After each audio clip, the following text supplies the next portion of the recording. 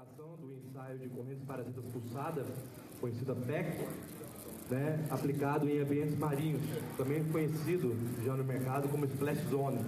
É aquele ambiente que está sujeito à incidência de maré, né? Então, é uma aplicação bem específica, dentre outras, que a gente vai discutir aqui mais para frente, de PEC. Está se tornando uma técnica bastante conhecida, não só no Brasil, mas está se desenvolvendo, tendo alguns avanços tecnológicos em relação a isso aí. Então, vou falar sobre como funciona, um pouco rapidamente, os princípios do ensaio de correntes parasitas pulsadas, né, quando utilizar essa técnica de ensaio, né, alguns exemplos de aplicações e, mais especificamente, que é o título dessa palestra, né, a aplicação em splash zone. Então, uma pequena recapitulação do que é, né, a diferença entre o ensaio de correntes parasitas convencional e o ensaio de correntes parasitas pulsadas, é que as correntes parasitas convencionais utilizam uma corrente de excitação, né, do meu campo magnético convencional, ou seja, tem um formato senoidal. Enquanto que as correntes parasitas pulsadas utilizam pulsos quadrados para gerar as correntes parasitas. Ele pode ser monopolar, ou seja, tem uma retificação, né, tem uma única fase, ou bipolar, pode ser positivo ou negativo. É um princípio muito semelhante, né, à geração de ondas ultrassônicas. Né, que para você ter uma intensidade maior, você utiliza ondas quadradas, ok? É só fazer uma ponte entre esses dois métodos de ensaio. Então, como que é o processo de medição? O passo 1 aí, como em todo ensaio de correntes parasitas, é a indução de correntes elétricas no aço com um campo magnético pulsado. Como eu já havia dito, ele tem o formato de uma onda quadrada, né? Ele tem um pulso quadrado, na verdade. Então eu tenho a transmissão das correntes pulsadas através de uma bobina, né, sobre uma determinada região do meu tubo. Consequentemente, devido à atuação deste campo magnético sobre a minha região na superfície do tubo, eu tenho a formação das correntes parasitas, né, mais intenso na região abaixo da bobina, né, da área de atuação da bobina. E aqui uma pequena simulação de como que é o efeito sobre a região de maior intensidade da atuação onde fica a bobina e onde estão sendo aplicadas a corrente parasita pulsada. Então como eu tenho uma transmissão em forma de pulso, né, eu posso fazer um modelamento a partir daquela imagem anterior, como é a difusão das correntes parasitas, né, a partir da superfície do tubo. Então eu tenho o eixo vertical aqui, como que é o avanço, né, como que é a difusão ao longo da minha espessura, né, a partir da minha superfície de atuação da sonda, né, até, né, ao longo do tempo, como elas vão se propagando ao longo da minha espessura, ok? O passo 3 e 4 seria o quê? Medir o sinal induzido na bobina secundária da sonda. Como no ensaio de correntes parasitas convencional, eu tenho o campo de excitação primário e ele vai ser medido por uma bobina, o campo secundário, é a reação do meu campo na bobina. Então, qual que é o comportamento que eu vou verificar? É um comportamento que segue linear, ou seja, a propagação do meu campo magnético sobre a região de isolamento, né, que é um isolante, pode ser qualquer tipo de isolante não condutor. Né, quando eu tenho uma mudança dessa inclinação, ou seja, o ponto de transição, significa que é o ponto que eu já estou inspecionando o meu material condutor, o meu aço. Ok? E o próximo passo seria o quê? Determinar a espessura do aço a partir do ponto de transição, que é na verdade o quê? O eco de fundo. Né, eu vejo qual que é a minha reação perdão, das correntes parasitas que foram emitidas, eu vou verificar qual o efeito dela na bobina secundária e assim determinar justamente, por isso eu posso falar do eco de fundo, ou seja, quanto maior o tempo de transição, que é justamente o período de tempo em que o meu campo magnético está atravessando a região não condutora, quando eu tenho essa transição, eu justamente consigo determinar, né, a minha espessura do meu material. Okay? Qual que é a principal vantagem das correntes parasitas pulsadas em relação às correntes parasitas convencionais? Ela pode medir através de qualquer, eu coloquei entre parênteses praticamente, né, qualquer material entre a sonda e a superfície do tubo de aço. Então, ou seja, o que é importante nesse caso aqui é que seja esse material que vai ficar entre a minha sonda e a superfície do meu aço, ele pode ser qualquer, eu vou falar mais para frente alguns limitadores aí com relação ao material, mas ele é um material não condutor essencialmente. Tá? O que o PEC não pode medir? Através de chapas de alta condutividade elétrica e permeabilidade magnética, como o caso de chapas galvanizadas. Né? Então, se eu tiver um revestimento sobre o meu tubo de aço de algum material galvanizado, eu vou ter dificuldade porque o meu campo magnético vai ser deturpado, porque eu vou magnetizar não só a minha chapa, né, o meu material aqui embaixo, o meu aço, como também o material galvanizado, que vai influenciar na resposta da minha bobina secundária. E o material magnético livre para se movimentar, que é aquela blindagem solta. Né? Se a gente fizer uma analogia com os cabos elétricos, que você tem aquela malha para evitar ruído e interferência, seria a mesma coisa. Em algumas aplicações se utilizam uma malha para proteger o seu aço, o seu tubo. Então, se ela estiver solta, né, ou seja, ela pode se movimentar nessa região aqui, né, de recobrimento, ela estiver no meio aqui do meu material isolante, se ela puder se movimentar, vai ser um dificultador, porque vai ocasionar o quê? A distorção do sinal. Tá? Então, eu vou fazer uma leitura indevida do meu campo magnético secundário. Quais são as principais aplicações? A corrosão sobre material isolante, foi daí que surgiu, né, inicialmente os primeiros trabalhos, quando a gente fala de correntes paredes pulsadas, em vasos e tubos primeiramente, e agora, com o avanço da tecnologia, podendo ser aplicada em vasos, né?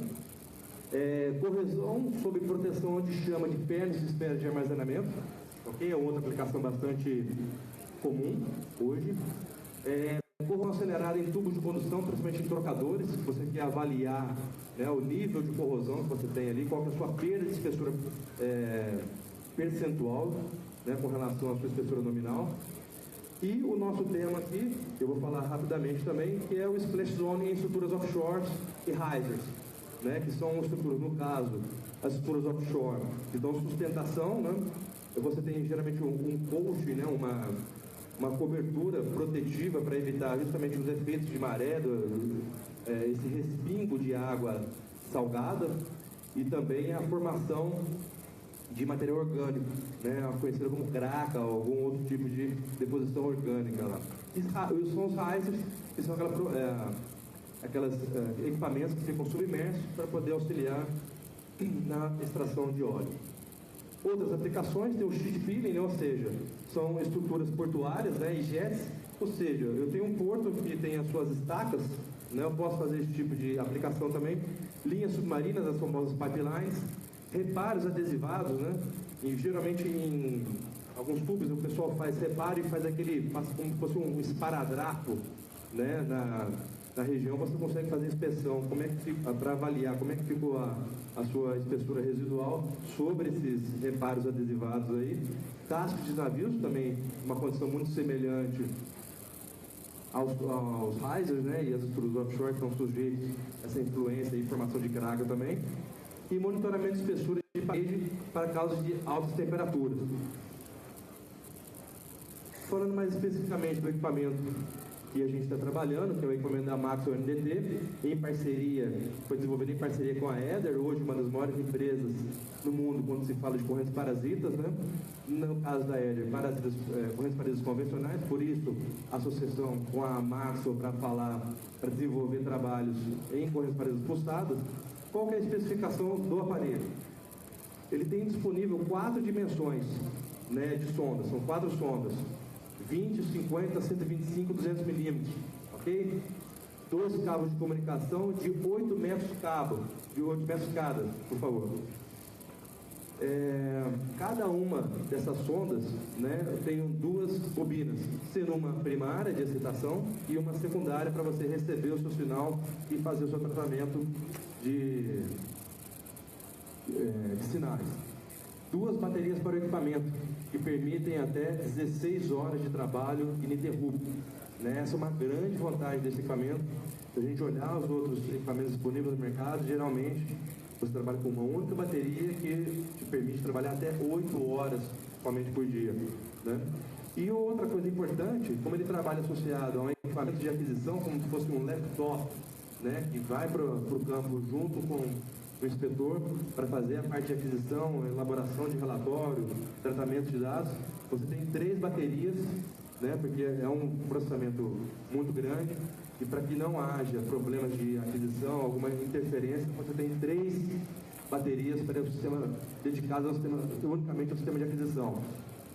No caso específico de sondas para Splash Zone, eu tenho sondas que podem ser utilizadas com 3 metros de profundidade, ou seja, 3 metros de submersão, com um umbilical de 50 metros, ok?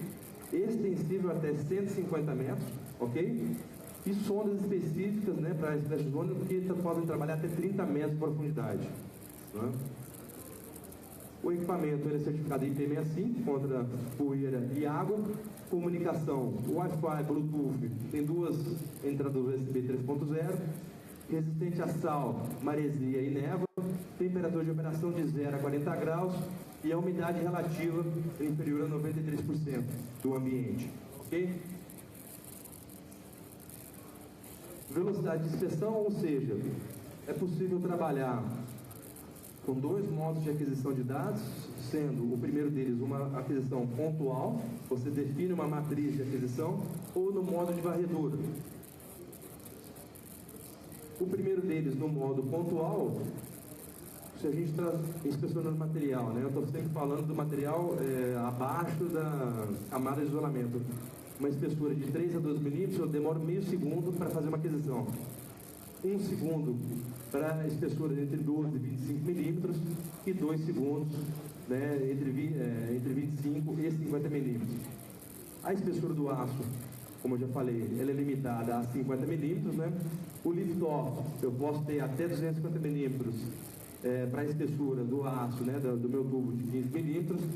Um lift-off de até 150 milímetros para espessuras entre 15 e 30 milímetros.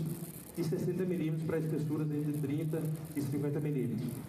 O diâmetro mínimo de trabalho, ou seja, o diâmetro mínimo do tubo que pode ser inspecionado, ele pode ser o mínimo de 2 polegadas quando eu estou falando sem revestimento, isso é por causa da questão de acoplamento da sonda, né, e fazer a medição. E no caso do material revestido, do tubo revestido com 50 milímetros, a dimensão mínima são 3 polegadas. A zona útil de inspeção, né, ela é tipicamente 1,5 vezes a espessura do revestimento, sendo que é garantido, por conta da geometria e da tecnologia da sonda, que ele seja de pelo menos 25 milímetros, ok? A acurácia é tipicamente 10% da região da zona útil, ok? Então, mais especificamente sobre as estruturas marinhas, né, a inspeção de Splash Zone, o que é importante? É a inspeção sobre a camada protetiva, né? Aqui a gente tem uma pequena imagem aqui, justamente nessa zona de interface, e onde está mais sujeita, né, essa região de respingo, onde que a maré vai interferindo, o regime de marés vai fazendo a deposição de material orgânico aqui, e é a famosa conhecida como craca, né? A maior profundidade, né, tipicamente 20 metros, mas como eu falei, há sondas hoje já disponíveis para fazer inspeção até 30 metros de submerso, né? E a inspeção direta sobre a camada orgânica. Então essa é a grande vantagem quando a gente fala de Splash Zone. Você não tem necessidade de retirar, né, de remover mecanicamente a craca para você fazer a inspeção. Você pode fazer sobre essa camada orgânica aí.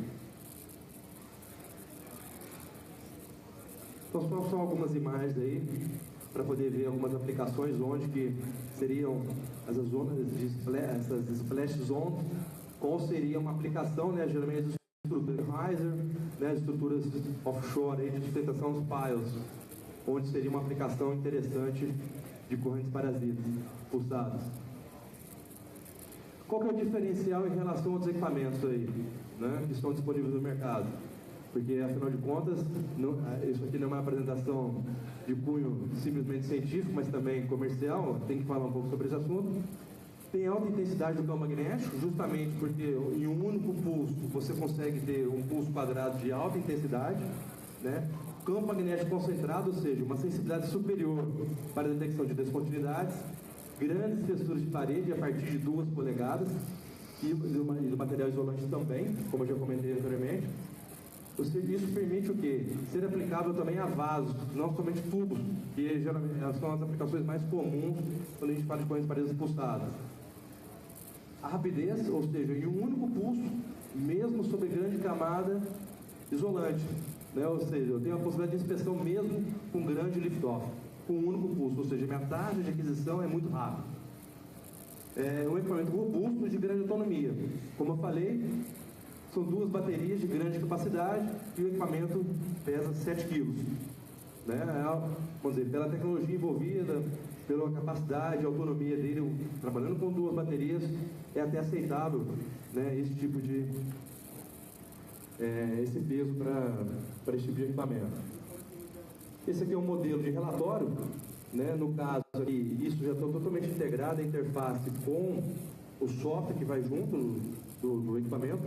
E nesse caso aqui é um relatório onde foi feita a matriz, né, para que fosse feita a aquisição pontual das medidas da espessura, né? Você vai determinar qual que é o percentual de perda de espessura ali, ou, no caso, se converteu aqui para realmente o valor real da espessura, né? Pode ser obtido também, como é muito comum em correntes paredes, você vê o percentual de perda de espessura, não a espessura real medida. Uma pequena tela aqui que o próprio operador pode definir a escala, né, de cores para poder fazer esse mapeamento e a classificação depois das espessuras. Os clientes já hoje já são atendidos, né, o Mistras, a Techcore, TLV, a Spectrar, Innospection, são vários clientes, a Proken já utiliza esse tipo de tecnologia. Né? A gente está trazendo isso agora para o Brasil, né? A ideia é atender os clientes com uma nova tecnologia, com alta capacidade, acesso, serviço, manutenção, calibração aqui no Brasil. Essa é a nossa intenção. Muito obrigado pela presença de todos. Se alguém tiver alguma dúvida, alguma necessidade, coloca à disposição. Nós, pessoal da VCN, estamos à disposição para poder atendê-los aí. Alguma dúvida, fiquem à vontade aí. Muito obrigado a todos aí. Boa tarde.